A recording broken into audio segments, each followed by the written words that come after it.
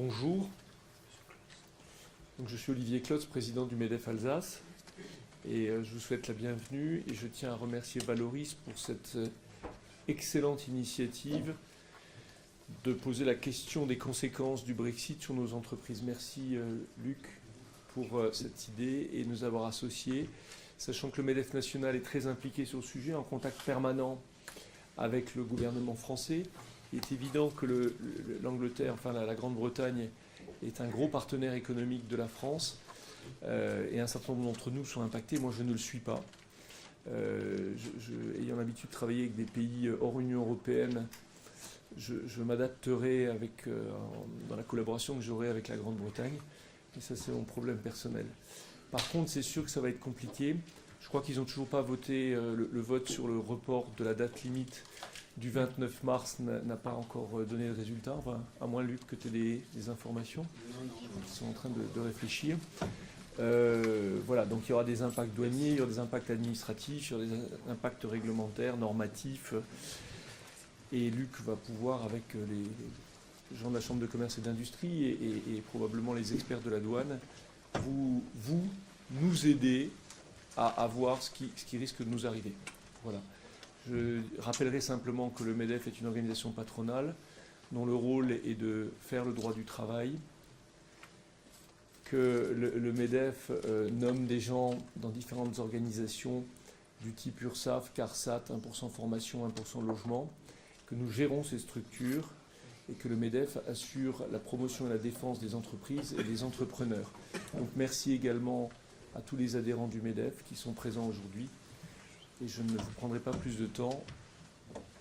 Merci Luc. Simplement, je ne pourrai pas rester. Et si quelqu'un souhaitait me parler, Frédéric Trossa et Madame Schauer sont là, du MEDEF, et vous pourrez leur laisser vos coordonnées ou ils vous donneront les miennes, vous pourrez me contacter. Merci. Bonjour à tous, je souhaitais vous souhaiter la bienvenue au nom de la Chambre de commerce et d'industrie du Grand Est. Voilà, je voulais vous informer, vous rappeler, pour les entreprises peut-être qui sont déjà au courant, que notre service international est à votre disposition pour répondre à vos questions, vos incertitudes concernant vos relations commerciales avec le Royaume-Uni. À ce titre, moi je suis référente Brexit, c'est-à-dire qu'au niveau de CCI France, nous organisons des groupes de travail. Je suis également en contact régulier avec mes collègues des Hauts-de-France et de Bretagne qui sont vraiment directement et fortement impactés par les conséquences du Brexit. Donc nous avons aussi pour rôle de faire remonter vos questions, vos inquiétudes à la DGE, donc la Direction Générale des Entreprises, qui est rattachée au ministère de l'Économie. Donc ça, c'était aussi une demande. Quelles sont les inquiétudes? Que vous disent les entreprises? Donc nous sommes vraiment à votre écoute également.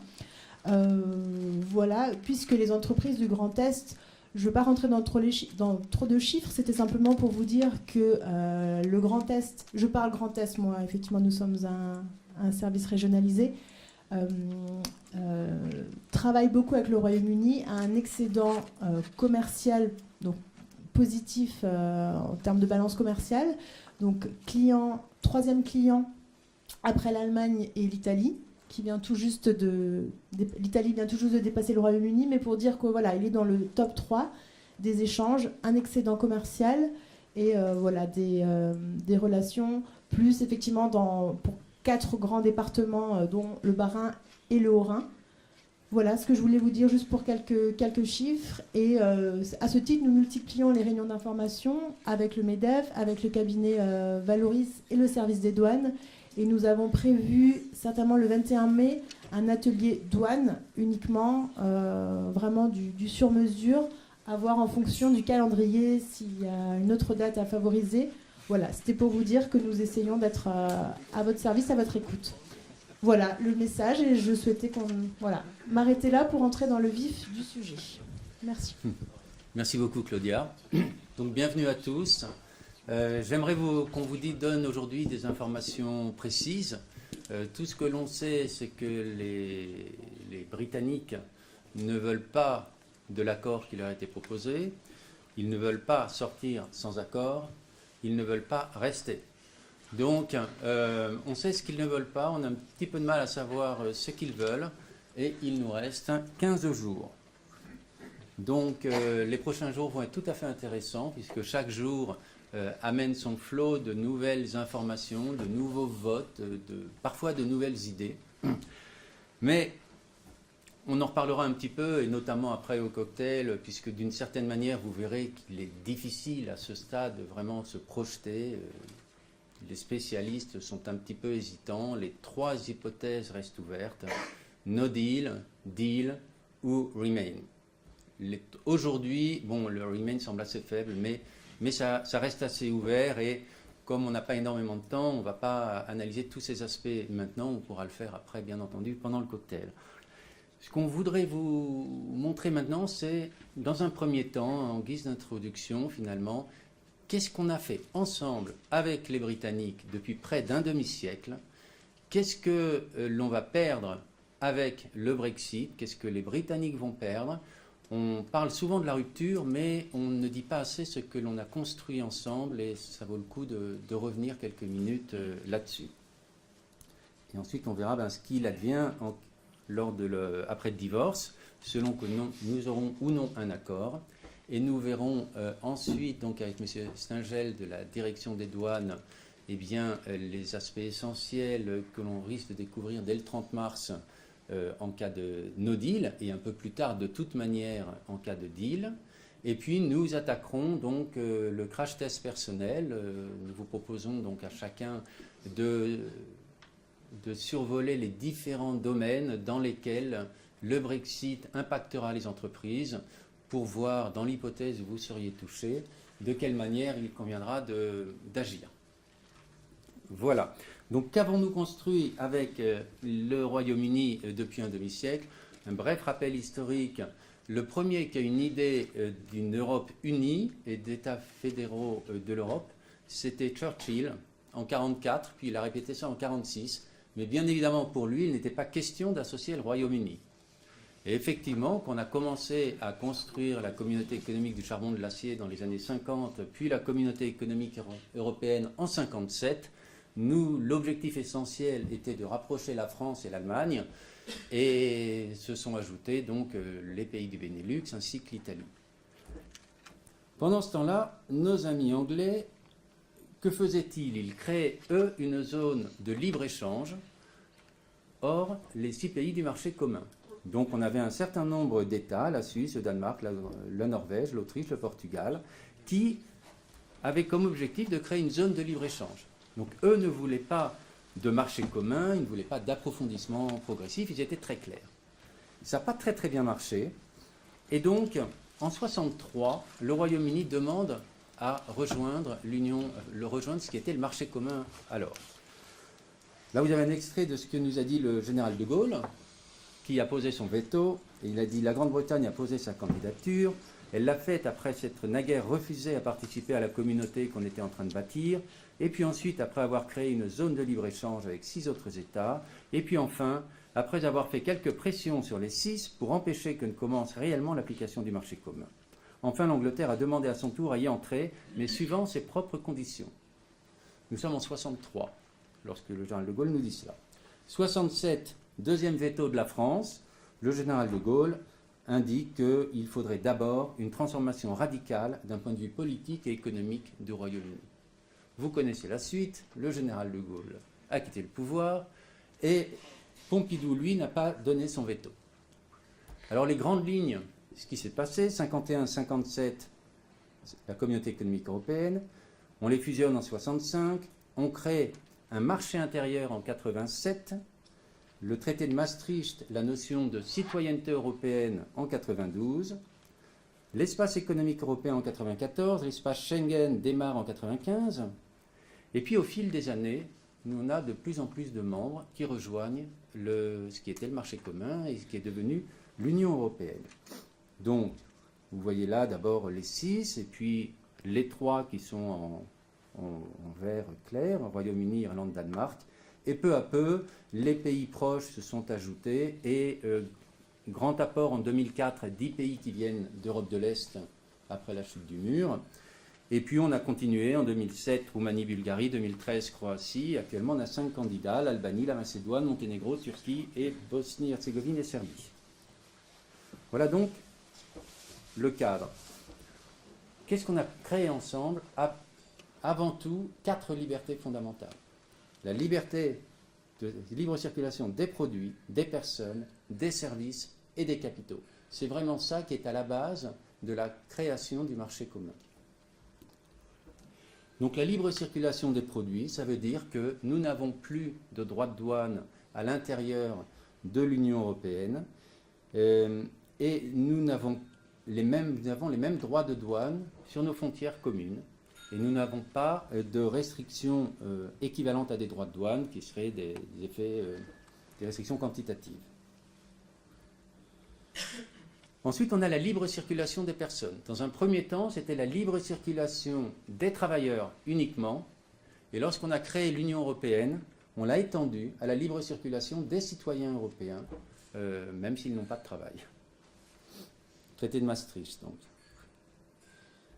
La libre circulation des personnes s'est accentuée avec Schengen, où on a supprimé les frontières physiques entre les différents États. Et la libre circulation après des capitaux et des services financiers. Donc, citoyens et entreprises dans tous les États peuvent ouvrir des comptes bancaires, acheter des actions, investir, acheter des biens immobiliers. Dites-vous bien en m'entendant que tout ce qu'on est en train de dire ne sera plus vrai pour le Royaume-Uni une fois qu'ils seront partis, sauf à négocier des accords en la matière. Donc tout ce que je vous dis là, qui vous semble une évidence peut-être, bien dites-vous, il y a un État avec lequel ça ne marchera plus sauf accord. Or l'hypothèse de non-accord n'est vraiment pas écartée aujourd'hui. Donc le traité de Maastricht a instauré l'union économique et monétaire avec, point le plus important, la création de la monnaie unique, donc l'euro, au 1er janvier 1999. La libre circulation des services, c'est d'une part la liberté d'établissement. Bonjour. Tout prestataire de services peut s'installer dans un autre État membre. Et la libre prestation de services, on a parlé beaucoup ces derniers temps, et bien c'est la possibilité de rendre des services temporairement dans un autre État. Ça, c'est les 4 libertés qui étaient à la base du marché commun et qu'on a un petit peu étendues. Maintenant, on a décidé de créer un marché intérieur avec le marché unique en 1985. Ça veut dire quoi, créer un marché intérieur? Ça veut dire aller au-delà de la libre circulation généralisée des personnes, des services et des biens et des finances. C'est créer ensemble un marché intérieur. Donc créer ensemble, autant que possible, des règles communes en droit des affaires, en droit des sociétés, en droit du travail, en droit fiscal et la protection des données personnelles. Alors juste pour les mentionner, pour vous rappeler qu'est-ce qui existe aujourd'hui dans tous les États de l'Union européenne et dont vous n'avez pas forcément conscience. Alors, prohibition des ententes et des abus de position dominante. On a des règles au niveau européen qui vont nous dire quand est-ce que des sociétés peuvent fusionner ou ne peuvent pas le faire. On a l'exemple récent Siemens-Alstom, qui n'est pas un exemple très heureux, mais qui montre précisément que l'Union européenne doit évoluer par rapport à l'évolution du monde. Responsabilité du fait des produits défectueux, l'interdiction de dumping, la limitation des aides et des subventions d'État. On n'a pas le droit de soutenir des entreprises au-delà de certaines limites, et ça c'est vrai dans tous les États de l'Union. Les règles sur les agents commerciaux, qui résultent d'une directive européenne. Les délais de paiement, on est contraint de payer dans un délai relativement court. Là encore, ce sont des règles européennes. En droit des affaires, toujours, eh bien là, vous voyez la reconnaissance du jugement, les procédures collectives, protection des brevets et des marques, directive service, les marchés publics. Les marchés publics sont ouverts à tout le monde, il n'y a pas de discrimination entre États de l'Union européenne, et l'injonction de payer européenne. Maintenant, en droit des sociétés, eh bien dans tous les États, vous allez retrouver un registre du commerce et vous allez retrouver dans les 28 États les mêmes informations apportées par les sociétés à ce registre du commerce. Donc l'équivalent de l'extrait Cabis, vous le trouvez dans les 28 États parce que ça a été mis en place par l'Union européenne. Les comptes annuels se présentent dans les 28 États de la même manière. Un bilan, un compte de résultat et une annexe. Et là encore, au début, on avait autant de systèmes tout à fait différents qui étaient incompréhensibles.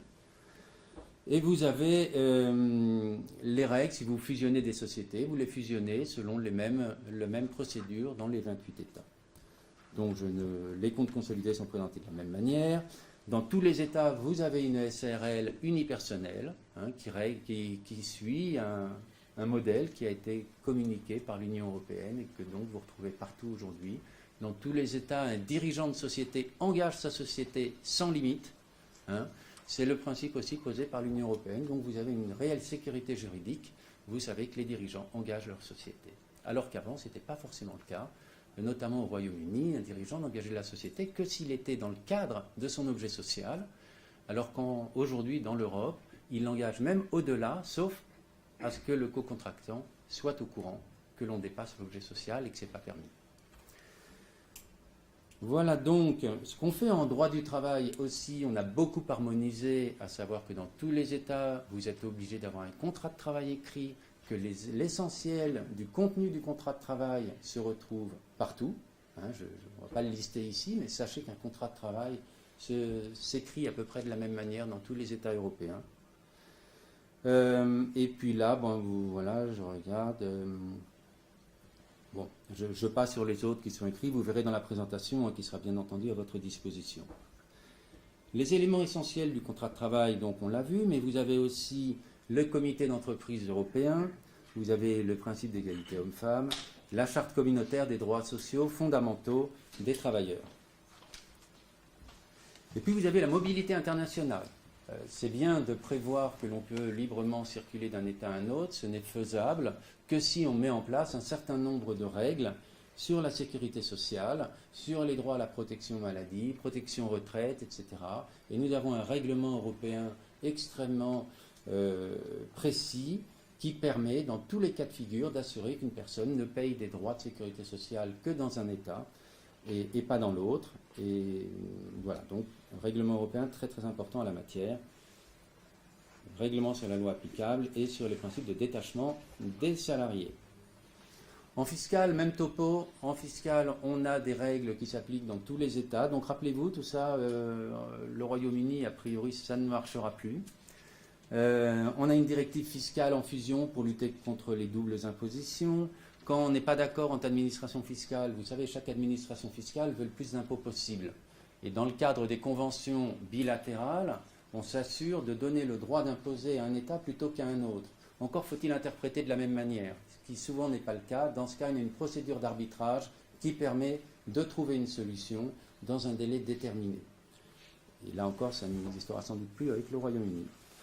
La directive intérêt-redevance est un projet de base commune pour l'impôt sur les sociétés, sans oublier tout ce qui concerne les abus en matière de fiscalité, les schémas abusifs et la lutte contre les paradis fiscaux. Là encore, l'Union européenne est vraiment à la manœuvre depuis un certain nombre d'années.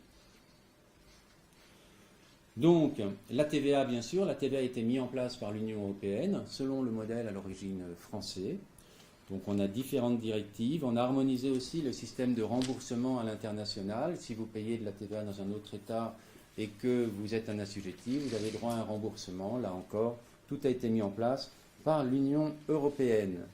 Donc je vous passe les détails sur la TVA, ce n'est pas l'objet, mais il faut savoir que tout ce système nous unit tous sans qu'on en ait réellement conscience parce qu'on est extrêmement habitué à cela, mais ça peut poser de réelles difficultés après, on le verra.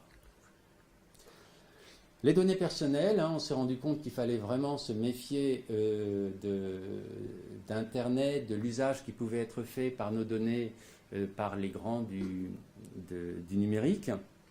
Notamment, donc, on a un système maintenant de protection des données personnelles au niveau européen. Et là encore, si le Royaume-Uni nous quitte sans accord, se pose vraiment la question de transfert de données vers le Royaume-Uni, on le verra. Alors le problème déjà, c'est que, comme on l'a vu un petit peu en introduction, nos amis britanniques ont toujours eu une approche un petit peu à la carte. Autrement dit, très souvent, lorsque l'on a mis en place des règles européennes, eh bien, les Britanniques ont souhaité avoir un régime à part. Ça commençait très vite, ils sont arrivés en 1973, en 1974 déjà, ils demandaient de renégocier le budget. En 79, vous vous rappelez Madame Thatcher, I want my money back.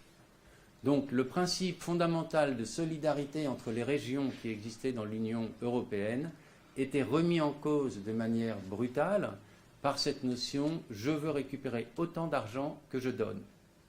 Et donc ça a été une grosse tension à cette époque, mais Mme Thatcher a eu gain de cause. En 85, le Royaume-Uni n'intègre pas Schengen. En 88, le Royaume-Uni refuse le projet d'Europe fédérale qui avait été proposé par Delors. En 90, le Royaume-Uni refuse le projet de monnaie unique. En 93, le Royaume-Uni refuse la charte sociale du traité de Maastricht. En 2009, même au niveau politique, vous avez les différents partis qui ont tendance à se regrouper au Parlement européen, le Royaume-Uni, le Parti conservateur britannique, s'éloigne de tous les autres partis conservateurs européens, donc contribuant à son isolement. Et en 2016, vous vous en rappelez peut-être pas, mais avant le référendum britannique, Cameron avait négocié très dur avec l'Union européenne pour obtenir de nouveau un régime dérogatoire pour le Royaume-Uni.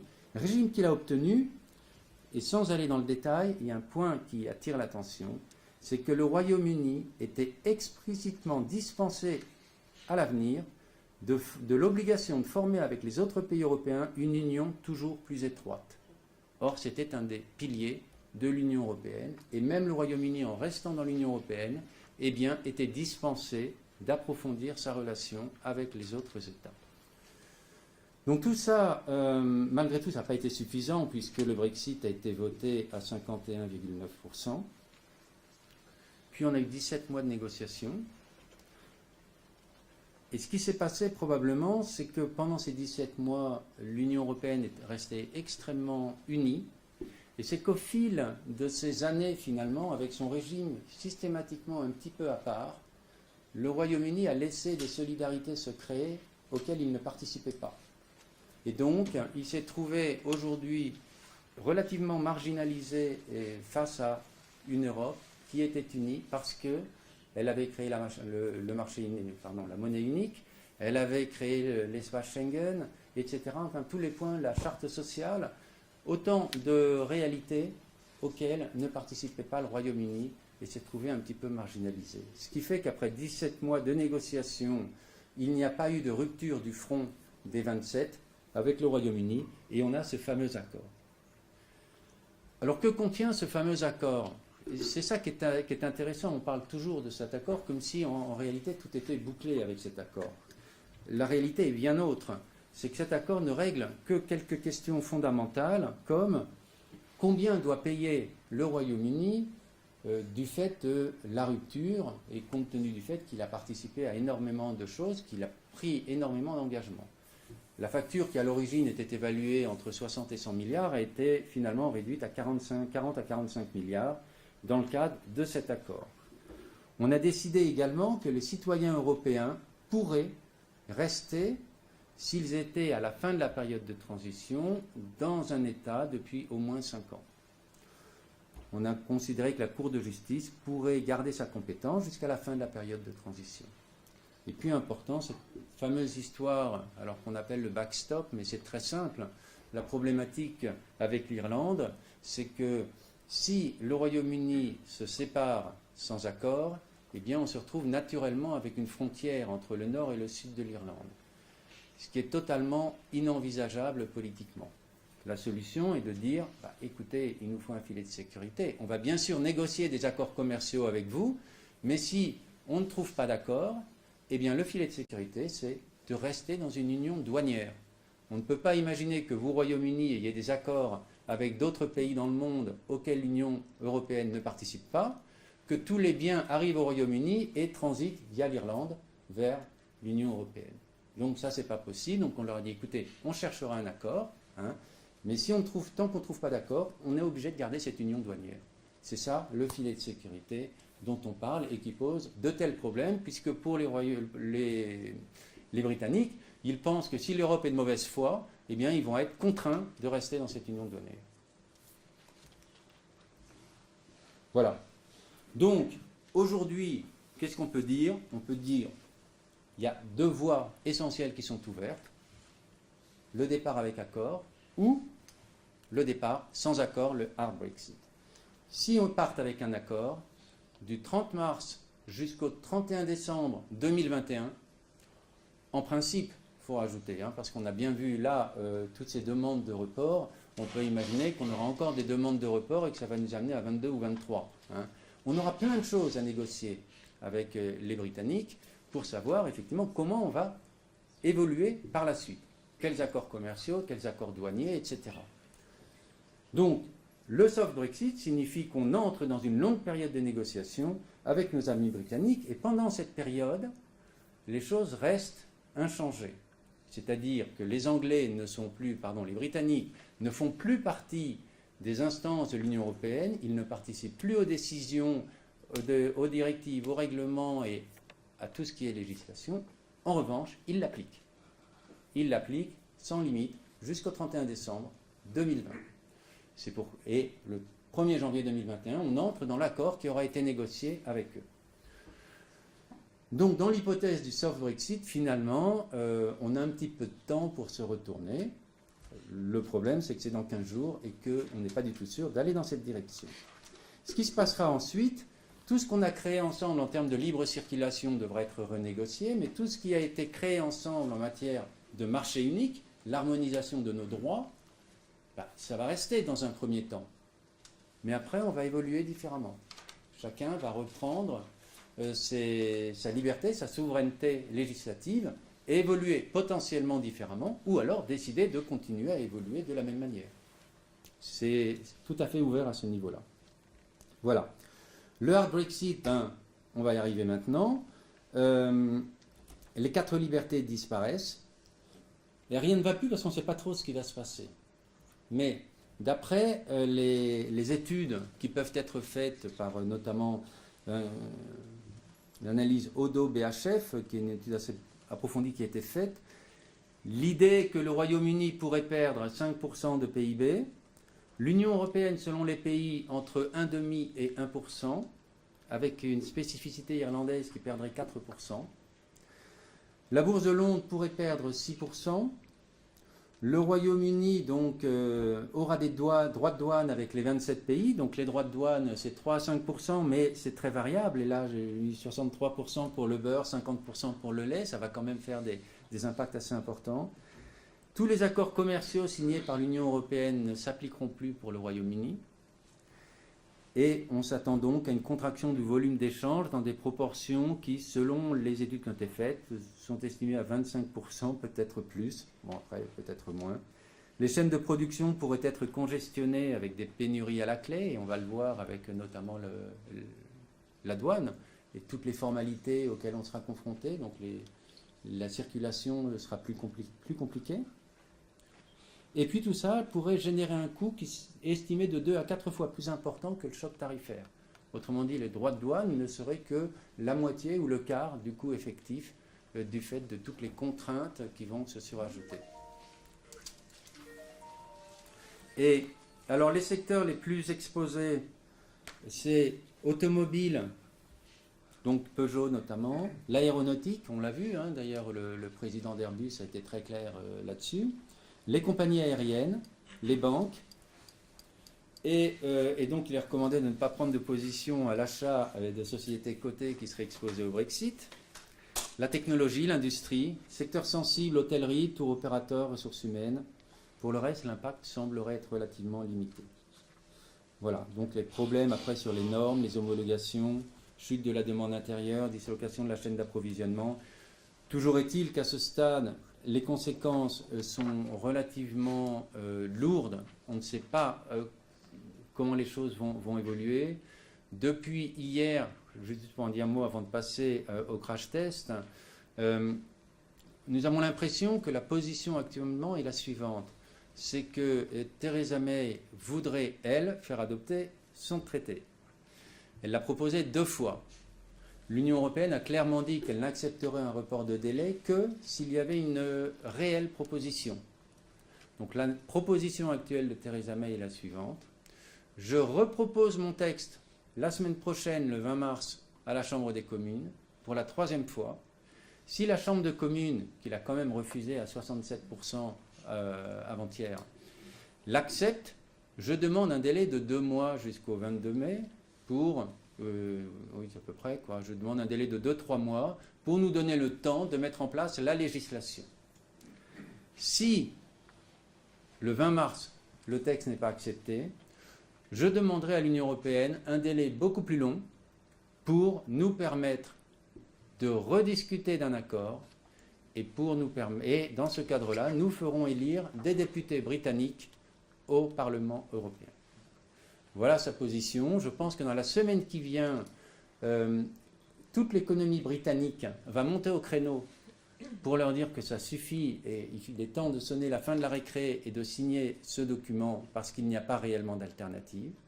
Concomitamment, probablement que les autorités de l'Union européenne, Michel Barnier en tête, Juncker bien évidemment, mais aussi les ministres des Affaires étrangères de différents pays, vont expliquer une fois de plus au Royaume-Uni qu'il n'y a pas d'autre accord, que cet accord a été négocié pendant 17 mois, que c'est le meilleur possible et qu'on ne repart pas. Et si malgré tout, l'accord est refusé le 20 mars, il est... Alors maintenant, je vous dis, il faut pas... Très difficile à savoir. On aurait, nous, tendance à penser que le report sur la longue durée, se retrouver de nouveau avec des députés britanniques, Nigel Farage en tête, sachant qu'eux sont juste là pour décider comment partir, ça n'a pas vraiment de sens. Donc, je pense que la carte de Theresa May dit « Je tente l'accord jusqu'au bout, sinon je demande un délai, mais est-ce que ce délai sera accepté ?» Voilà, on ne se prononce pas, mais on a de bonnes raisons d'en douter. Alors maintenant, ça veut dire quoi? Ça veut dire qu'en tant qu'entreprise, ben voilà, on est le dos au mur.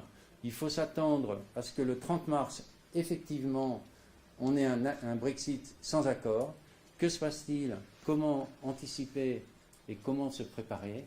Eh bien, on va le voir d'abord avec M. Stingel, qui va nous dire un petit peu où on en est sur le plan des douanes. Et ensuite, nous attaquerons le crash test avec nos spécialistes.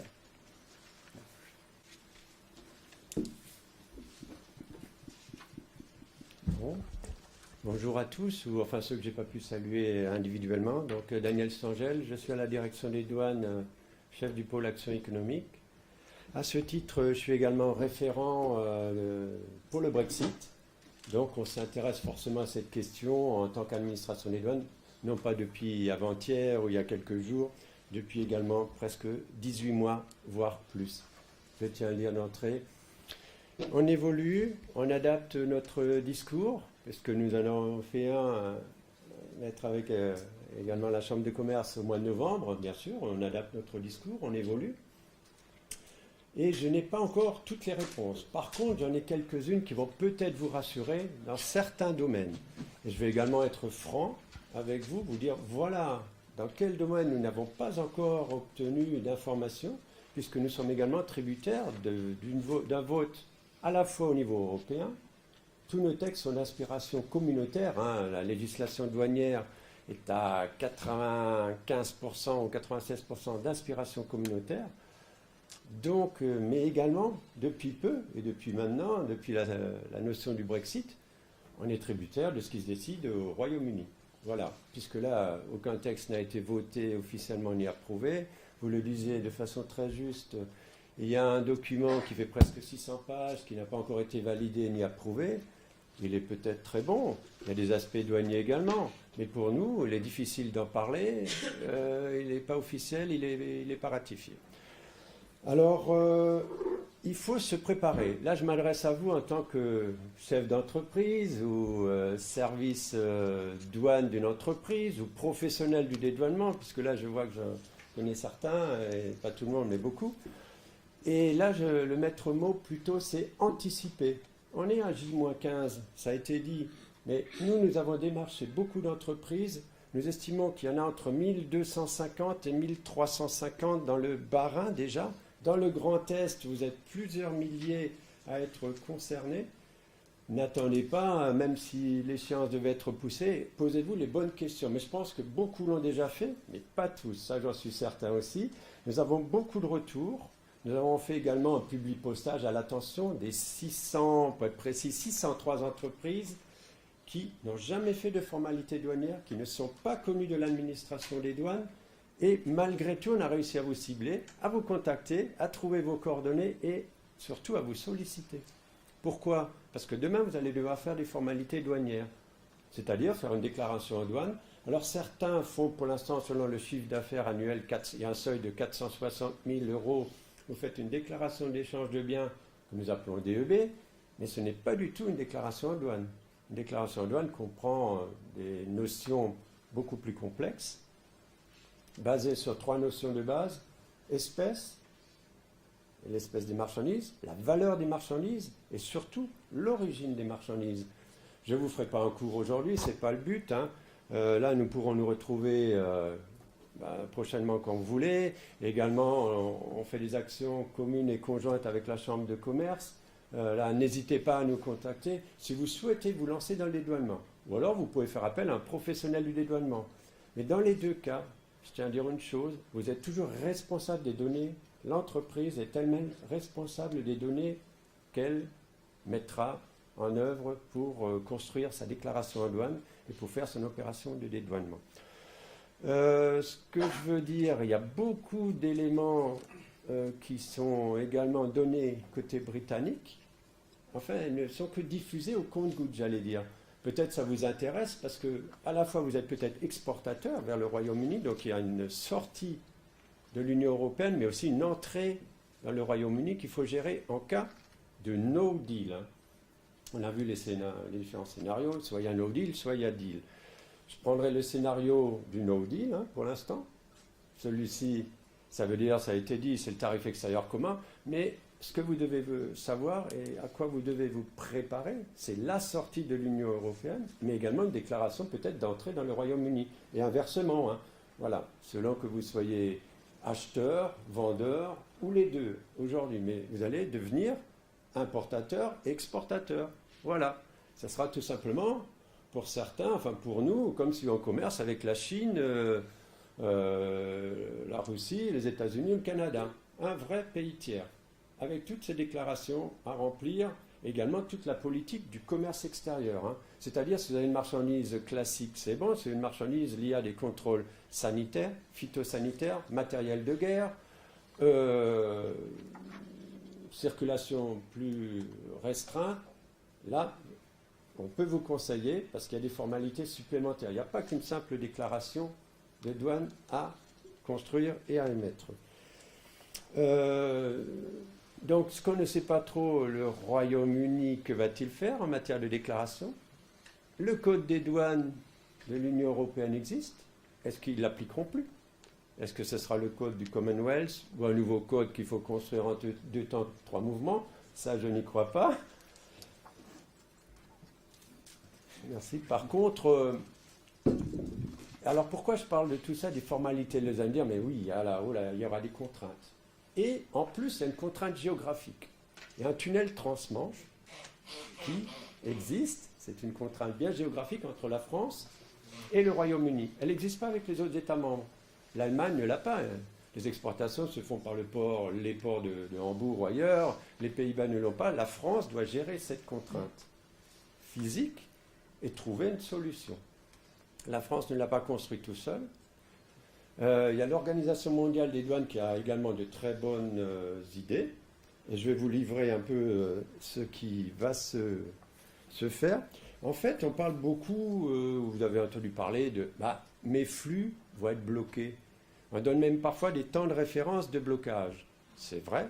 Par contre, la douane essaye de se préparer à cette situation. Comment? Par une frontière, mise en place d'une frontière intelligente, ce qu'on appelle en anglais la smart border. Voilà. Tout simplement, elle est basée sur quoi? Elle est basée sur un système. Donc, il existe. Il a été testé. Il n'est pas mis en œuvre maintenant, puisque cette date du 29 mars, soit elle est tenue, soit elle n'est pas tenue, mais dans tous les cas, cette solution va être retenue. Sauf si vraiment, ce que vous avez évoqué avant, si le Royaume-Uni restait au sein de l'Union par un accord que je ne connais pas à ce jour. Voilà. Mais en cas d'accord négocié ou de non-accord, ce problème géographique de cheminement des transports par l'Eurotunnel doit être gérée. Donc nous avons anticipé. Je vais vous livrer ce qui se fait. Elle est basée, et c'est vrai également pour le système de ferry, c'est-à-dire les ferries qui arrivent à Dunkerque pour ce qui est de la France ou ailleurs. Eh ben, tout est basé sur le moyen de transport terrestre, ou des conteneurs, mais avec un numéro d'identification du moyen de transport. Un système optique de lecture instantanée à l'entrée du tunnel, un traitement pendant le parcours du tunnel qui est quand même assez conséquent, il ne reste pas 10 secondes, ni 20 secondes, ni 2 minutes, il y a quand même un cheminement. Et à la sortie, on sait qui a cheminé dans le tunnel, quel est un minimum d'informations sur les marchandises, donc, et à la sortie, on sait si cette marchandise et ce moyen de transport peuvent continuer à cheminer. Là, je vous surprends peut-être, il ne sera pas bloqué, il va continuer, et le dédouanement se fera, il est déporté en quelque sorte, par exemple, vers Strasbourg. Le dédouanement se fera à Strasbourg-Ensam, il se fera à Reims, ou il se fera à Bordeaux, pour ce qui nous concerne, là où vous avez votre plateforme de dédouanement en France. Ce système optique ne peut fonctionner que si vous renseignez correctement le numéro d'immatriculation des moyens de transport, à la fois le camion et la remorque, si vous avez une remorque. Voilà, c'est du basique, mais pour que ça marche, c'est cela. Conséquence, il y aura moins d'engorgement. Alors, je ne vous livre pas aujourd'hui une solution complètement miracle, tout à fait satisfaisante, parce qu'il y aura quand même des contrôles. Une marchandise avec des biens à double usage, du matériel de guerre, ce que j'ai dit précédément, contrôle phytosanitaire, il faut qu'il y ait quand même un stop, un point d'inspection frontalier, par exemple, où la douane ne fera pas ce contrôle, ce sont les services vétérinaires, par exemple. Eh ben, c'est le premier point d'entrée dans la communauté, donc forcément, ce sera à Calais, à Dunkerque et ailleurs. Ceci sera maintenu, mais ça ne touchera qu'une frange des flux et des échanges. Voilà quelque chose de pas tout à fait rassurant encore, mais quand même de novateur. C'est une innovation technologique qui, à mon sens, a tout son intérêt dans la situation qui va se dessiner et qui va se produire. Donc retenez s'il vous plaît 2 choses. Une déclaration immanquablement, quels que soient vos produits, même des produits classiques ou des produits soumis à accise. En plus, là, il y a même 2 déclarations, dans un sens comme dans l'autre. Il y aura une déclaration d'accompagnement électronique plus une déclaration d'exportation, ce qui n'est pas le cas aujourd'hui dans la pour le Royaume-Uni tant qu'ils sont dans la communauté. Et ensuite, pour ce qui est des circulations, des moyens logistiques à mettre en œuvre, très souvent, on parle d'engorgement, mais là, c'est une nouvelle façon de gérer des flux conséquents. Voilà pour ce qui est de ma part des informations. Un autre point technique, si je peux me permettre, là encore en 30 secondes. Je peux également, je ne sais pas, avec la clé, j'ai une démonstration pour la Smart Board. Juste, si vous avez des soucis avec un numéro EORI, contactez les cellules conseils aux entreprises qui font partie du pôle action économique. Soit vous ne l'avez pas encore fait et on répond à vos demandes, soit vous allez le faire. Parfois, d'office, notre administration est en train d'étudier pour 65 000 entreprises qui ont une structure fiscale en France, d'office, de les basculer avec un numéro EORI, c'est-à-dire celles qui commercent avec le Royaume-Uni. C'était une massification d'un basculement forcé. Pourquoi? Parce que si vous n'avez pas ça, tout ce que je viens de raconter, sans numéro EORI, ce n'est pas possible. Rien ne peut se faire. Là, j'en profite pour passer ce message. Contactez-nous, on en reçoit déjà 5, 6, 7, 8, 10 par jour. Mais ce n'est pas suffisant, il y en a 65 000 à délivrer. Voilà. Il y en a même 200 000 parce que certains ont plusieurs numéros EORI. On est à 225 000. Voilà. Je donne les bons chiffres, ça fait peur. La sortie du Royaume-Uni de l'Union européenne signifie un rétablissement des formalités et des contrôles sanitaires, phytosanitaires et vétérinaires qui s'effectuent nécessairement en frontières et des formalités et des contrôles douaniers. Ces contrôles nouveaux ne doivent pas saturer les infrastructures ni entraver l'attractivité du territoire français. C'est pourquoi la douane met en œuvre une frontière intelligente qui repose sur 3 principes. Anticipation, identification, automatisation. L'anticipation repose sur la possibilité de préparer les formalités douanières avant d'arriver au point frontière à travers des outils digitaux. L'identification permet d'assurer une traçabilité complète des flux entrants et sortants du territoire national par le regroupement d'informations, la plaque d'immatriculation du moyen de transport et la formalité douanière des marchandises qu'il transporte. L'automatisation et la dématérialisation des contrôles documentaires par l'utilisation de technologies avancées permettent un passage de la frontière en limitant les temps d'arrêt pour maintenir la fluidité. Cette solution permet à la douane de superviser et donc de maîtriser les flux en temps réel.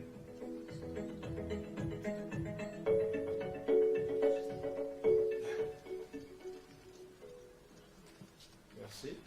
Alors, ce que vous avez vu, ce qui est vrai pour le tunnel, est vrai bien sûr pour le ferry. Je ne vais pas vous repasser le même schéma pour le ferry, bien qu'il soit disponible. Hein. Ceux qui le souhaitent, bien sûr, je le mets à disposition. J'ai également une documentation papier. N'hésitez pas, surtout, à nous contacter. N'attendez pas. On vous a contacté, certains nous ont répondu. Venez nous voir, c'est le meilleur moyen d'avancer ensemble, parce que c'est vrai que les échéances, comme vous le disiez, peuvent être plus ou moins lointaines, soit très proches, 15 jours, soit 2 mois, soit 2 mois plus 2 ans et au-delà. Mais on peut se préparer ensemble dès maintenant. Voilà, j'en ai terminé et tout à l'heure, je suis ouvert à toute question, bien naturellement. Merci de votre écoute. Merci.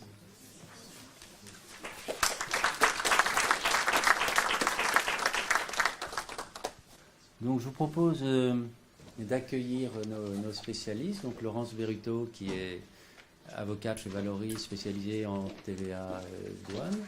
On va peut-être se mettre... ils vont peut-être se mettre tous les trois ici, je pense. Alice Sanderley, qui elle est avocate spécialisée en droit des affaires, et Xavier Duquesne, qui est notre spécialiste de mobilité internationale, qui est lui à Lyon, à notre bureau de Lyon, ainsi que Laurence Berruteau d'ailleurs. Donc,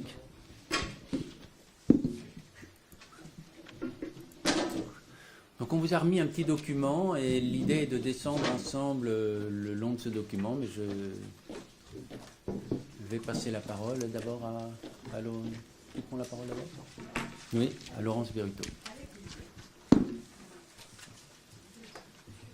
Non, enfin moi je peux faire ça.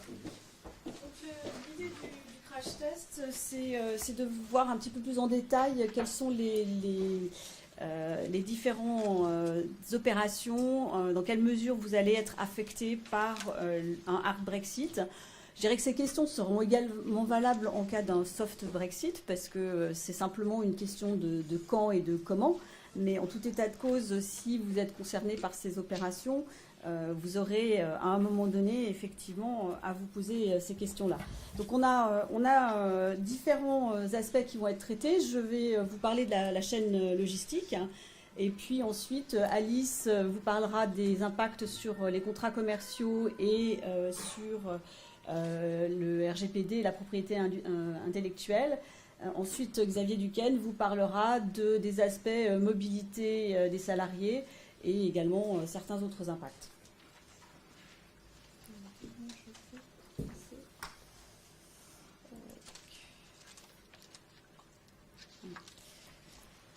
Donc c'est c'est sous forme de questionnaire avec donc différentes étapes, et donc on va les descendre ensemble. Vous pouvez répondre vous de votre côté sur le document que nous vous avons remis, et je vais vous exposer brièvement les impacts que ça peut avoir donc en cas de Brexit hard, comme je vous le disais, également soft.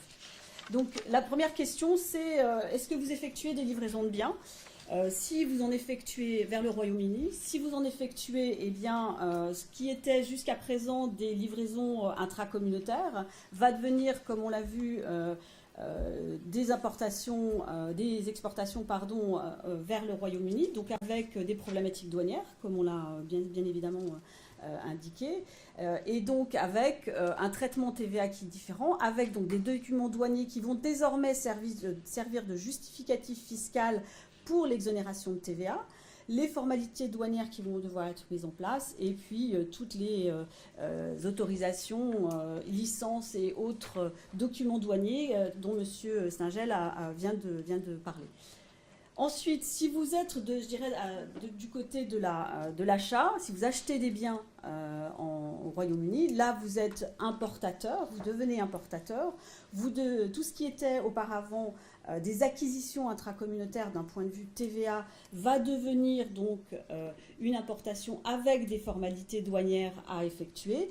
De la même manière que pour les exportations, il va falloir détenir les documents douaniers justificatifs pour la déduction de la TVA. Donc on n'est plus du tout sur les mêmes modes de preuve que ceux qui existaient dans un schéma de TVA européenne. Donc effectivement, là, il faut se préparer d'une part à la mise en place des procédures et à la collecte des bonnes informations. Si vous réalisez déjà des exportations, des importations, c'est ce que M. Stingel a très bien dit, vous savez déjà comment gérer ces problématiques, donc c'est pas, je dirais que il faut intégrer le Royaume-Uni dans les pays tiers. En revanche, si vous n'avez pas l'habitude des procédures douanières, il faut effectivement demander un numéro EORI qui est indispensable pour toutes ces formalités et peut-être vous familiariser également avec ces formalités.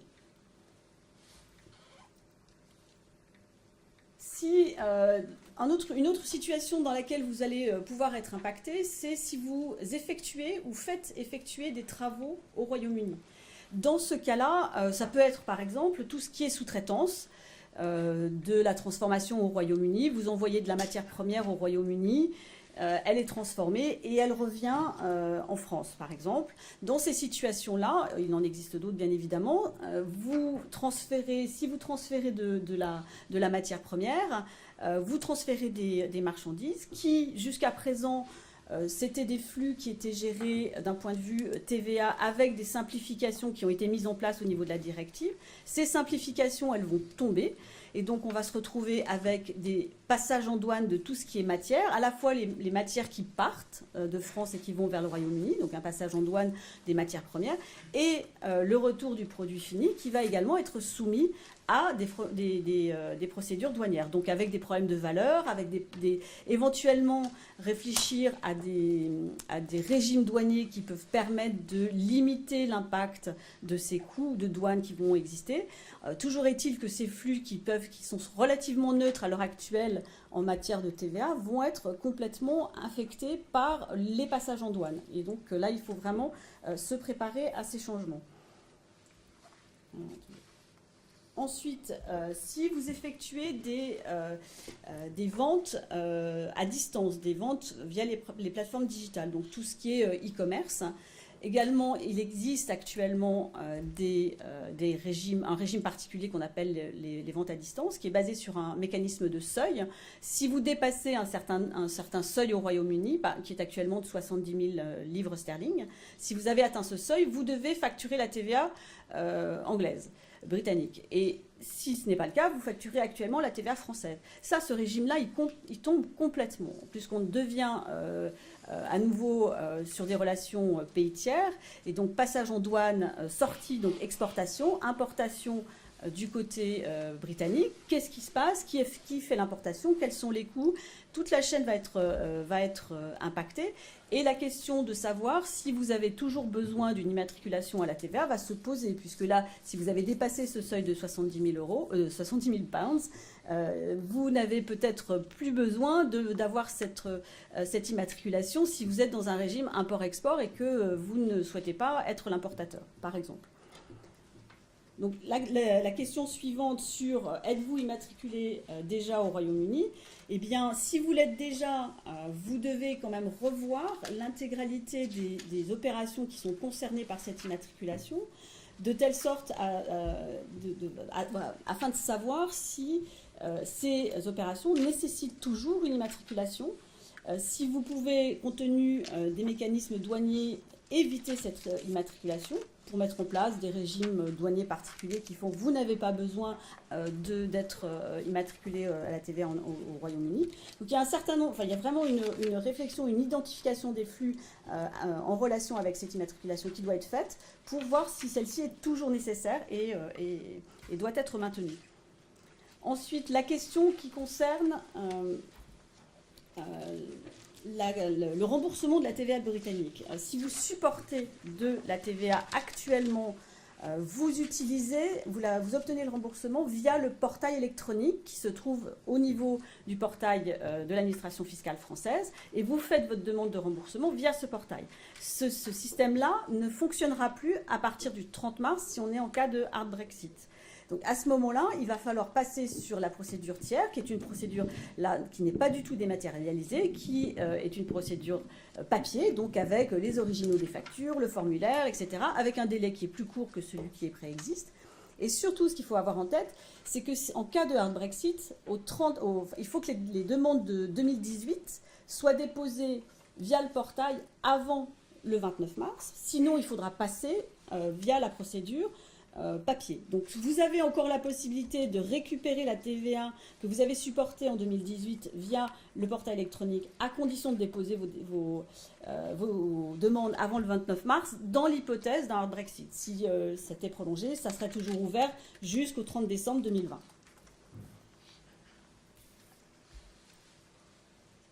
La question suivante concerne effectivement, est-ce que vos clients ou vos fournisseurs ont une relation commerciale avec le Royaume-Uni? Parce que vous pouvez être impacté, vous, dans vos relations, mais vous pouvez ne pas l'être directement, mais par le biais de vos clients ou de vos fournisseurs. Donc, et ça, on le verra ici au niveau des contrats commerciaux. Dès lors que vous avez quelqu'un dans votre chaîne d'approvisionnement, dans votre chaîne logistique qui a un pied, je dirais, au Royaume-Uni, vous pouvez être impacté. Donc, il faut bien identifier tous ces éléments-là. Par exemple, si vous êtes dans une chaîne de transactions, vous avez plusieurs intervenants avec des achats-reventes à la suite. Voilà. Là, vous pouvez être impacté d'une manière ou d'une autre, pas directement, mais indirectement. Donc, il faut avoir bien connaissance de l'ensemble des intervenants de votre chaîne logistique afin de bien identifier ce qui va vous impacter directement. Et enfin, pour terminer sur la partie de chaîne logistique, la dernière question qui rejoint la problématique que soulevait M. Stingel, c'est de savoir si dans les produits que vous fabriquez, vous avez des éléments, du matériel, des équipements qui sont intégrés, des composants qui sont intégrés dans la procédure de fabrication, parce que là, vous risquez d'avoir des problématiques d'origine. Et donc, vous devez déterminer, selon les procédures qui vont être mises en place à la fois du côté européen comme du côté britannique, de savoir quel est l'impact sur les certificats d'origine UE que vous détenez. Forcément, il va falloir intégrer une modification. Donc, selon la nature des accords, vous aurez un impact plus ou moins important sur cette notion d'origine. Donc, quelques recommandations que j'ai déjà plus ou moins évoquées au cours de mon intervention. Donc, voilà, bien identifier tous les flux, toutes les opérations qui sont concernées. Éventuellement simuler les coûts douaniers. Alors je dirais à l'heure actuelle c'est un peu compliqué parce que on n'a pas les éléments. Il y a le worst case scénario qui serait vraiment de prendre les taux de droits de douane les plus élevés et puis l'impact TVA. Mais on peut espérer qu'il y aura d'autres dispositions. Et puis si votre chaîne est impactée, si vous avez des opérations spécifiques telles que la transformation, je pense qu'il est utile d'envisager des scénarios alternatifs au niveau de l'organisation de la chaîne logistique, de telle sorte de pouvoir bénéficier notamment de régimes douaniers particuliers qui peuvent limiter l'impact résultant des coûts et des formalités douanières. Voilà, je laisse la parole maintenant à Alice qui va aborder les aspects contrats commerciaux. Merci à vous. Donc bonjour à tous. Au-delà des aspects TVA et douane que l'on vient de voir, évidemment, d'autres questions se posent si le Royaume-Uni sort avec ou sans accord d'ailleurs de l'Union européenne. Et le premier que je voudrais aborder avec vous concerne les contrats commerciaux. Donc vous avez probablement, puisque vous êtes ici en tout cas, des liens avec des entreprises du Royaume-Uni et vous avez peut-être, première question, des liens contractuels avec des partenaires commerciaux qui sont situés au Royaume-Uni, que ce soit des membres de votre groupe ou des sociétés, entreprises tierces. Alors la première question, si les contrats existent déjà, c'est de regarder leur contenu, bien évidemment. Et il y a un certain nombre de points d'attention, puisque le Brexit engendrera des adaptations qui sont peut-être possibles, qui sont certainement judicieuses et certaines absolument nécessaires. Alors la première adaptation nécessaire, à mon sens, c'est celle de vos contrats qui prennent comme référence le territoire de l'Union européenne, parce que qui dit Brexit dit sortie du Royaume-Uni, rien de nouveau, et votre territoire de l'Union européenne se trouve d'un coup réduit de tout le territoire du Royaume-Uni, et je pense notamment aux accords d'exclusivité, aux clauses de non-concurrence, à la franchise, voire encore aux accords de distribution. Donc, territoire de l'Union européenne, attention, le Royaume-Uni n'est plus inclus automatiquement puisqu'il sort de l'Union européenne. Des adaptations possibles aussi, bien entendu, alors notamment sur les clauses de prix. Regardez de la manière dont est rédigé votre contrat sur ce point. On vient de le voir, il va y avoir des coûts additionnels, que ce soit au niveau de la TVA, que ce soit au niveau des coûts administratifs pour ce commerce entre l'Union européenne et le Royaume-Uni. Évidemment, voir si on peut intégrer ces coûts. Il va y avoir aussi, sans doute, et ça dépend aussi de vos contrats, bien entendu, un risque lié au taux de change, puisque la livre sterling devrait, dans les prochains mois, si ce n'est les prochaines années, fluctuer considérablement si on est pessimiste, dans tous les cas à minima, et voir si vous pouvez couvrir ce risque de taux de change avec un instrument particulier déjà prévu dans votre contrat, tout va bien, ou le cas échéant à introduire sous forme d'avenant. Alors on a un certain nombre d'autres outils juridiques pour tenter une renégociation d'un contrat. On peut penser à la force majeure, mais là ça suppose qu'on soit avant mai 2016, parce que l'événement imprévisible du Brexit, depuis 2016, il est plus si imprévisible que ça. En tout cas, il n'est pas complètement inconnu. Et puis l'imprévision peut-être. Alors l'imprévision selon le droit du Royaume-Uni n'a pas l'air plus facile que selon le droit français, donc là c'est juste encore une piste, sachant en plus qu'en droit français l'imprévision qui permet une renégociation du contrat, voire même une résolution du contrat, n'existe que depuis le 1er octobre 2016. Ce qui veut dire quoi? Ce qui veut dire que c'est postérieur au référendum, et là encore de dire que le Brexit est imprévisible et permettrait le cas échéant de mettre fin à son contrat, ou en tout cas de renégocier, voire même de demander au juge d'intervenir pour le renégocier afin de prendre en compte le bouleversement de l'économie générale du contrat, nous semble un peu délicat.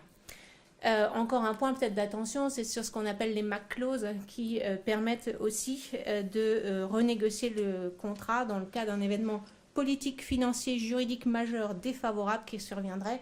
Là aussi, le Brexit est-il un tel événement? C'est une bonne question. Quoi qu'il en soit, donc, regardez effectivement le contenu de vos contrats, voir dans quelle mesure vous pouvez intégrer les conséquences du Brexit dedans, que ce soit en termes de prix, de taux de change ou de manière générale sur l'économie de votre contrat. Mais il faut garder à l'esprit que la plupart du contenu du contrat relève du droit national. C'est-à-dire qu'on l'a vu tout au début, il y a certaines directives, je pense notamment responsabilité des produits défectueux ou encore les agents commerciaux, par exemple, qui sont harmonisés et qui peut-être seront ou pas intégrés dans le droit britannique. Mais pour le reste, effectivement, ça relèvera du droit britannique et ça relève déjà aujourd'hui du droit britannique comme du droit français. Tout ça pour vous dire quoi? Pour vous dire que la question importante quand vous prenez vos contrats, c'est celle de savoir quelle est la loi applicable. Parce que si c'est la loi française, le droit communautaire demeure. Si c'est le droit britannique, eh bien on se retrouve non plus avec le droit communautaire, puisqu'on est sorti de l'Union européenne, mais avec le droit britannique lui-même. Et là-dessus, vous allez pouvoir avoir quelques surprises, bonnes ou mauvaises, on n'en sait pas forcément exactement les termes, puisqu'il va y avoir aussi un certain nombre de modifications attendues du Royaume-Uni. Mais effectivement, le droit applicable est important. Alors, si vous avez une clause de choix de droit très claire, il n'y a pas de problème. Vous lisez votre contrat, vous savez à quoi vous êtes soumis. Si vous n'avez pas de choix de loi, eh bien, vous êtes devant un juge français, il va appliquer les règlements que l'on appelle Rome 1 et Rome 2 pour déterminer quelle était la loi applicable dans l'intention des parties, ou en tout cas d'après les critères communautaires. Mais si c'est le juge britannique qui est saisi de la question, mais il n'appliquera pas ces règlements communautaires. Et donc là, vous vous retrouvez dans un mécanisme britanno-britannique, si je puis me permettre, dont on ignore aujourd'hui exactement le fonctionnement, puisque aujourd'hui, le Royaume-Uni applique les règlements communautaires. Et on va avoir la même question avec la compétence, puisque effectivement, il va pouvoir y avoir un litige porté devant une juridiction britannique ou devant une juridiction française. Et là aussi, le juge, la première question qui doit se poser dans ce cadre de litige international, ou à tout le moins européen si on peut encore le dire, c'est suis-je compétent pour en connaître? Alors, je suis compétent si j'ai une clause spécifique, encore une fois, de mon contrat, qui me donne cette compétence. Alors, cette clause est-elle valable? Et là, on retrouve à nouveau des difficultés. Je voulais juste attirer votre attention sur ce point, puisque le règlement communautaire, cette fois-ci c'est Bruxelles 1 bis, nous donne les règles de validité pour apprécier cette clause. Et en fait, elles ne sont pas les mêmes quand on prend le droit britannique lui-même, qui n'est plus communautaire. Et donc, on va pouvoir avoir des cas de figure, ça va être intéressant, mais ça dépend pour qui, où on va avoir une clause qui va être reconnue valable par un juge français de par le règlement communautaire, et le cas échéant, pas valable pour un juge britannique qui va dire le contentieux devrait venir chez moi, et le juge français dit mais ma clause est valable selon le droit communautaire, le contentieux devrait plutôt être chez moi. Donc, en tout cas, il y a des nouveaux mécanismes et il faut faire attention à ces clauses de droit applicable et de juridiction compétente. Mais ce n'est pas tout, parce que dans l'acquis communautaire, on a des règlements communautaires sur la signification des actes, notamment de procédures, avec les assignations, mais aussi les jugements. Et on a une procédure extrêmement facilitée qui vous permet d'aller très vite et qui ne s'appliquera plus pour le Royaume-Uni. Donc vous allez avoir des délais de procédure ou d'exécution qui vont être plus importants, et d'exécution notamment parce que on a aussi le règlement qui ne s'appliquera plus, qui est celui qui permet en fait la reconnaissance automatique des jugements d'un État membre de l'Union européenne dans tous les autres États membres. Et le Royaume-Uni, ça ne sera plus possible. Alors on va faire quoi? On va revenir en arrière et on va revenir à ce qu'on appelait la procédure d'exéquatur. Ce n'est pas un gros mot. C'est une procédure qui en France est relativement simple, qui dans beaucoup d'États des États membres, selon la législation, est assez lourde, et qui au Royaume-Uni n'existe pas. Parce que la procédure d'exéquatur, en fait, est remplacée par une procédure qui m'a l'air extrêmement complexe. Donc, sans accord, sans procédure négociée entre le Royaume-Uni et les États membres, vous aurez un jugement condamnant, le cas échéant, une société implantée au Royaume-Uni, et vous aurez toutes les difficultés du monde à le faire reconnaître et à le faire exécuter. Donc là encore, attention, vigilance sur ces points qu'il faut évidemment anticiper. Alors qu'est-ce qu'on fait? Eh bien, qu'est-ce qu'on fait? On pourrait imaginer, et là aussi peut-être dans le cadre d'une renégociation de contrat, eh bien avoir recours au mode alternatif de règlement. Je parle de quoi? Je parle notamment de l'arbitrage. Pourquoi? Parce qu'en fait, il y a un système de reconnaissance et une procédure d'arbitrage relativement uniformisée qui résulte d'une convention, cette fois-ci de New York. Et l'avantage d'avoir été à New York, eh bien, c'est que les États membres l'ont signé individuellement. Ce n'est pas l'Union européenne et elle reste donc applicable avec vos relations avec le Royaume-Uni. Donc ça peut être une solution si vous identifiez des risques et si on n'a pas d'accord et si on n'a pas de voie facilitée pour tous ces aspects-là, de vous retourner vers l'arbitrage par exemple. Donc ça, c'était la première question, un peu longue, je vous rassure, les suivantes sont bien plus courtes. La deuxième, notamment, c'est juste pour attirer votre attention sur le fait que vous devez prendre en considération non pas vos contrats parce que votre co-contractant est au Royaume-Uni, mais tous vos contrats qui prévoient le droit britannique applicable ou un juge britannique compétent. C'est là où vous allez retrouver les problèmes que je viens d'évoquer, qui sont liés non pas au fait que votre prestataire ou votre co-contractant est au Royaume-Uni en lui-même, mais parce que vous avez une problématique de droit applicable ou de juridiction britannique compétente. Donc voilà, votre revue des contrats elle est plus large que ce qu'il peut apparaître à première vue. La troisième question, donc, concernant les services immatériels, est-ce que vous rendez ou pas ce type de service à des ressortissants britanniques ou est-ce que vous-même vous en bénéficiez? Eh bien, en fait, là, on retombe sur la remise en cause de la libre prestation de services que nous a évoqué Luc tout à l'heure. La mobilité des personnes aussi, bien entendu, parce que sans la directive service, notamment, eh bien, on peut s'attendre. Le fera-t-il pas? C'est une question. Mais est-ce que le Royaume-Uni impose des restrictions aux prestataires de services qui viendraient à opérer au Royaume-Uni? Et il aurait le droit de le faire puisqu'il ne serait plus tenu par la directive service qui l'en empêche. Au niveau du traitement de la TVA, juste un mot pour dire que si sur la facturation ça ne change rien, en revanche sur la demande de remboursement, le Royaume-Uni est considéré comme un État tiers. Donc ce n'est plus exactement la même procédure que ce que vous pourriez avoir maintenant. Alors les recommandations, évidemment, l'audit des différents contrats, les points d'attention sur les clauses que je vous ai passées en revue. rapidement. Les contrats, pas seulement ceux avec des prestataires du Royaume-Uni, mais je dirais de manière générale tous les contrats pour vérifier les clauses de loi applicables et de juridiction compétente. Essayez dans la mesure du possible, mais si vous ne le demandez pas, on ne vous le proposera pas, de renégocier un certain nombre de clauses ou d'introduire ou de savoir quels sont déjà les droits qui vous sont donnés de par le contrat que vous avez ou que vous êtes en train de négocier. Et puis effectivement savoir si le Royaume-Uni va ou pas imposer des restrictions, si c'est des projets qui vont être en cours, mais ça on en saura plus dans les semaines qui viennent. Un deuxième aspect sur les impacts que peuvent avoir le Brexit concerne la propriété intellectuelle et la protection des données personnelles. Alors là, à nouveau, 3 questions. La première, c'est de savoir si vous avez des marques qui sont protégées au Royaume-Uni et si elles le sont en vertu d'une marque européenne. Si c'est une marque britannique, tout va bien. Si c'est une marque internationale, ça devrait aller. Si c'est une marque européenne, la question se pose. La question se pose pourquoi ? Eh bien parce que la marque européenne, elle a un effet sur le territoire européen et donc elle n'aura plus d'effet au Royaume-Uni en cas de Brexit, notamment sans accord. Alors que faut-il faire ?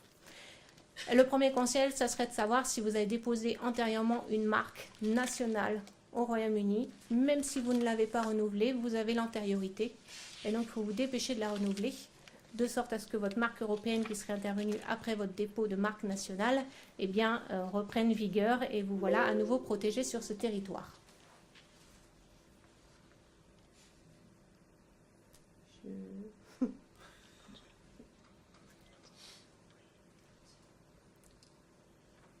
Ok.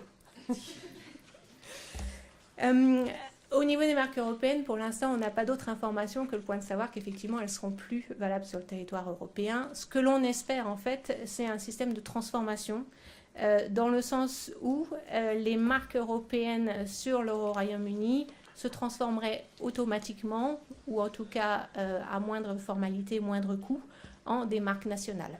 Pour l'instant, on n'a pas d'informations sur la question.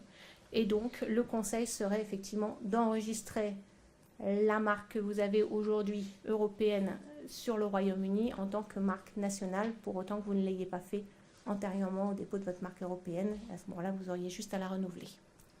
Donc ça, c'est pour les marques européennes. Alors l'autre question, c'est les brevets européens. Alors, les brevets européens, ça va un petit peu mieux. Pourquoi ? Parce qu'en fait, la convention de 1973 qui institue le brevet européen, eh bien, les États membres l'ont signée individuellement, encore une fois, et donc elle va demeurer valable pour le Royaume-Uni si vous avez un brevet européen.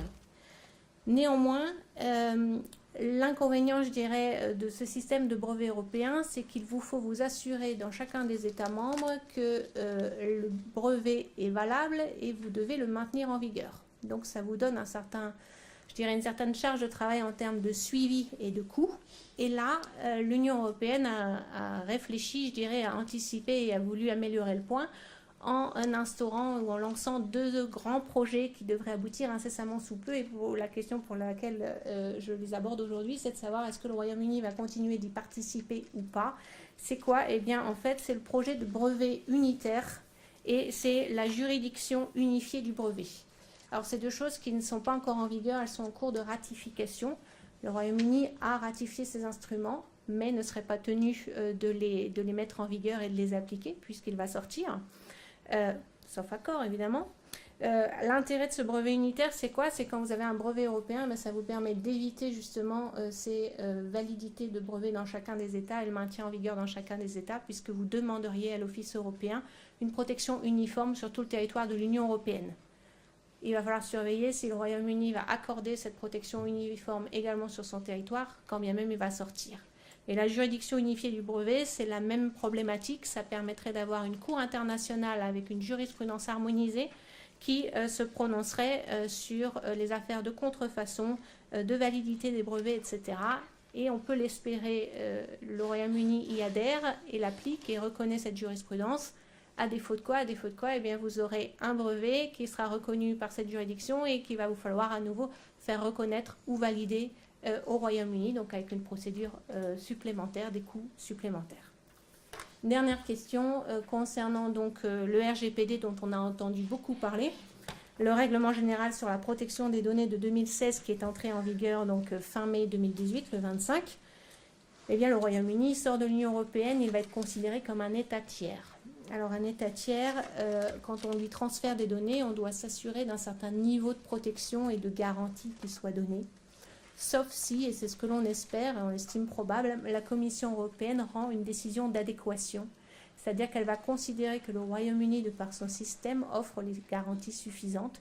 Alors elle l'a déjà fait pour le Canada, la Suisse, la Norvège, l'Uruguay, l'Argentine, etc. Et donc on peut espérer qu'elle le fasse pour le Royaume-Uni. Donc ça, c'est à surveiller. À défaut de quoi, il va falloir prévoir un certain nombre de clauses pour pouvoir transmettre ces données personnelles vers le Royaume-Uni s'il devait effectivement ne pas y avoir cette décision d'adéquation. Donc là, on surveille. Voilà, donc ça c'était sur les aspects propriété intellectuelle, donc effectivement faire un audit de ce qui est en place et d'anticiper ce qu'il y a lieu de faire. Je laisse la parole à Xavier. Je vais essayer de faire ça en 5 minutes pour qu'on puisse aller au cocktail rapidement. Sur la partie mobilité internationale, c'est assez simple la situation, puisque en cas d'absence d'accord hard Brexit, on se retrouve avec le Royaume-Uni qui devient un pays tiers. Pays tiers, eh bien, c'est ce qui se passe quand aujourd'hui vous envoyez un salarié en Chine ou si un Chinois veut venir en France. Donc c'est assez clair. Ça veut dire qu'on prend les 4 piliers de la mobilité internationale, le droit de l'immigration, le droit du travail, la sécurité sociale et la fiscalité, et on réfléchit de la même manière que si on était avec les Américains, les Chinois. Alors ça veut dire quoi? Ça veut dire que évidemment aujourd'hui on le sait bien, il y a des pays qui sont plus faciles à accéder que d'autres, et donc ce sera exactement la même chose avec le Royaume-Uni. Donc même en cas de hard Brexit, les Anglais ont déjà commencé à dire que évidemment ils dispenseraient de visa tous les nationaux européens, espérant bien que la réciproque serait vraie. Donc là, il va y avoir un enjeu assez fort si on était dans ce scénario, qui sera de voir quelle va être la position française par rapport au Royaume-Uni qui tend la main et qui dit finalement je vais vous traiter comme avant. Est-ce que l'Europe fera la même chose, qui serait un piège assez évident de dire finalement je peux être dehors et faire comme avant, ce que ne veut pas l'Europe. Ensuite, on arrive sur le sujet en cas d'accord. Et donc là, en cas d'accord sur la matière, sur donc tout ce qui concerne la mobilité des salariés, c'est assez simple également. Maintenant, on a une bonne vision par rapport à la dernière fois où on s'était vu, c'est qu'on a la période de transition jusqu'au 31 décembre 2020. Donc ça, c'est une période assez longue, et jusqu'à cette date, si on a un accord, rien ne va changer. Rien ne va changer. Donc, en réalité, sur la partie protection sociale, quelle que soit la configuration dans laquelle vous êtes, c'est-à-dire je suis dans un système où j'ai un Français que j'ai maintenu à la sécurité sociale française pendant que je l'envoie en mission au Royaume-Uni, j'ai un Français que j'ai envoyé au Royaume-Uni, mais finalement, plutôt que de le maintenir à la sécurité sociale, je l'ai intégré dans la sécurité sociale britannique. Dans tous ces cas de figure, rien ne va changer. Dernier cas, la pluriactivité, qui est une règle européenne. Règle qui dit, en vertu du principe d'unicité de législation que rappelait Luc tout à l'heure, je ne dois cotiser quoi qu'il arrive que dans un seul pays. Donc, sur la base des règles de la pluriactivité, je regarde si je cotise dans l'état de résidence si j'ai une activité substantielle de plus de 25%. À défaut, je cotise dans l'état membre où se situe l'employeur. Alors tout ça paraît un peu compliqué parce qu'effectivement, il y a de très nombreuses configurations différentes, mais ce qu'il faut que vous reteniez, c'est que jusqu'à la fin de la période transitoire, en cas d'accord, il n'y aura pas de modification des règles. Voilà, ça c'est le plus important. Si on prend très rapidement les questions qu'il y avait, employez-vous des salariés français au Royaume-Uni?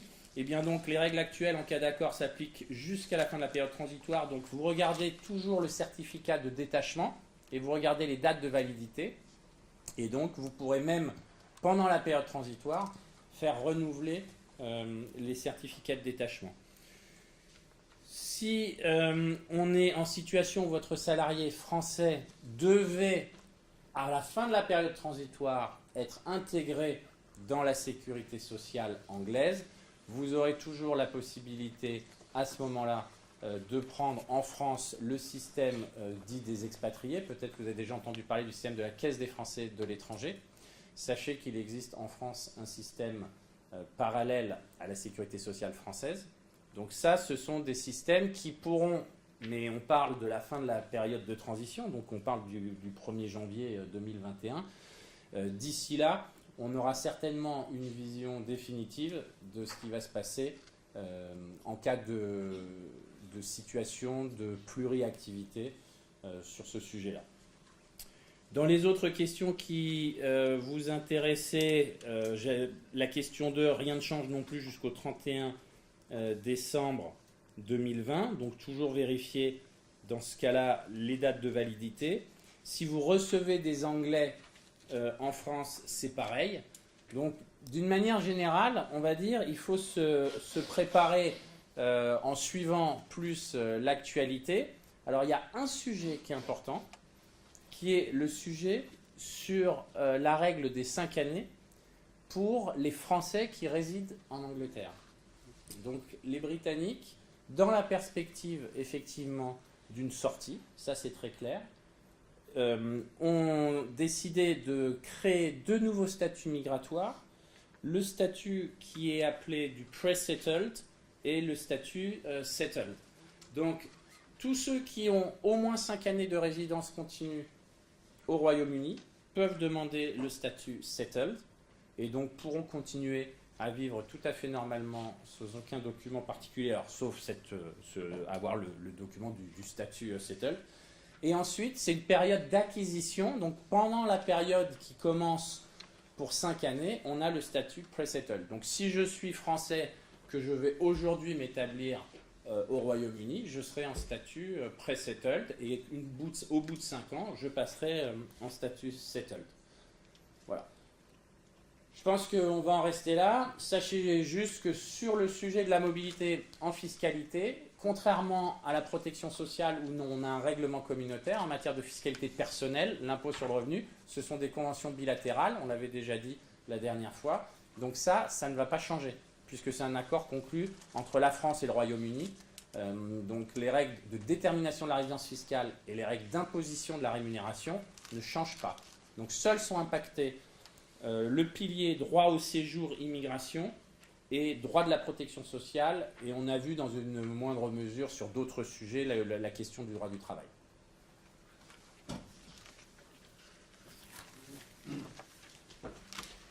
Bien, merci beaucoup à tous les trois pour ce panorama. Merci M. Stingel pour votre contribution.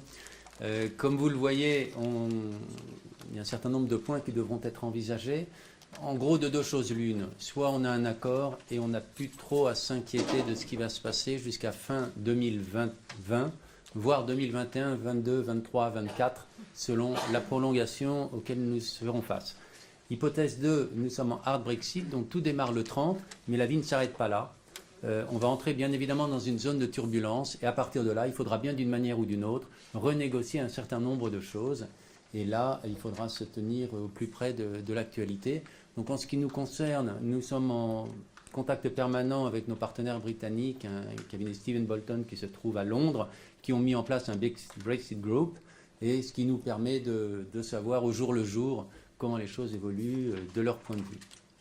Voilà, donc merci beaucoup pour votre attention. Nous vous proposons maintenant de poursuivre les échanges dans le cadre d'un cocktail.